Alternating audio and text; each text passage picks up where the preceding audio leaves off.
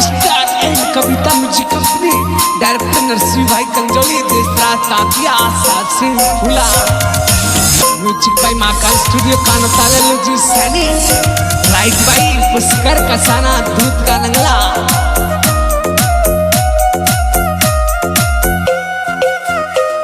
ओ मीठी मीठी बात में छेद करगी, बन के वकील लब को केस लहरगी।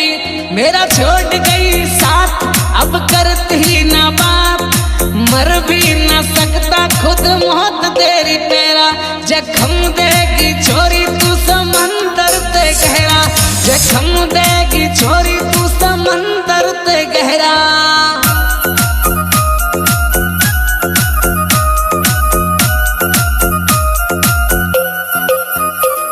ओ मीठी मीठी बात दिल में छेद करेगी, ये बन के वकील लब को केस लड़गी। मेरा छोड़ गई साथ अब करती ना बात, मर भी ना सकता खुद मौत तेरी पेरा।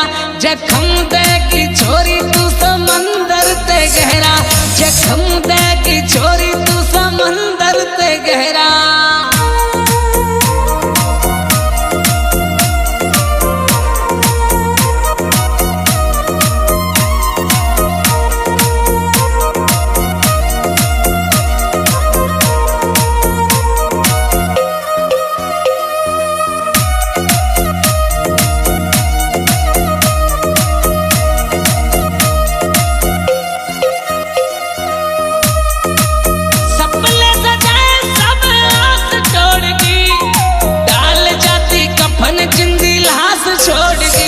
तेरी आई थी बारात मैंने पी ली शराब, ये मंडप के नीचे दूल्हा बांध बैठा सेरा।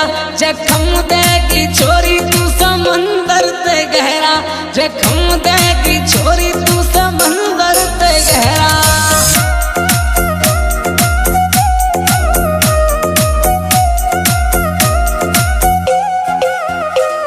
वो सपने सजाए सब आस तोड़गी, डाल जाती कफन जिंदी लाश छोड़गी।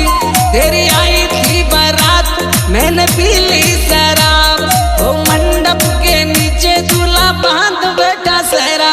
जख्म देगी छोरी तू समंदर ते गहरा, जख्म देगी छोरी तू समंदर ते गहरा।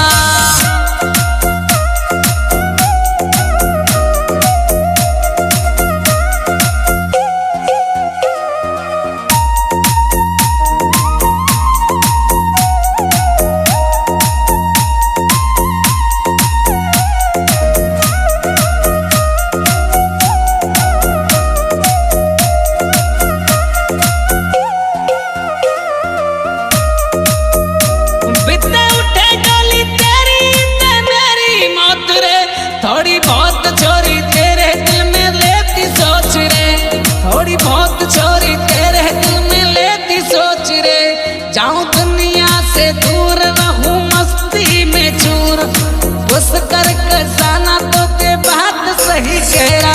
जख्म देगी छोरी तू समंदर ते गहरा, जख्म देगी छोरी तू समंदर ते गहरा।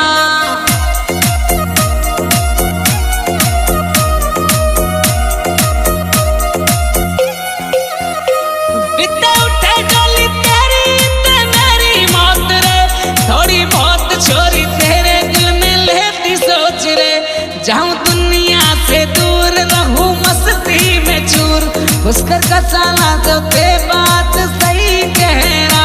वो जख्म देगी छोरी तू समंदर ते गहरा, जख्म देगी छोरी तू समंदर ते गहरा।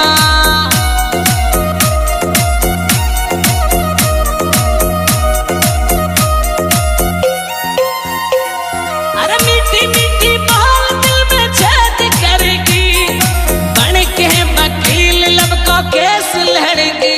मेरा छोड़ गई साथ अब करती ही ना बात, मर भी ना सकता खुद मौत तेरी पेरा।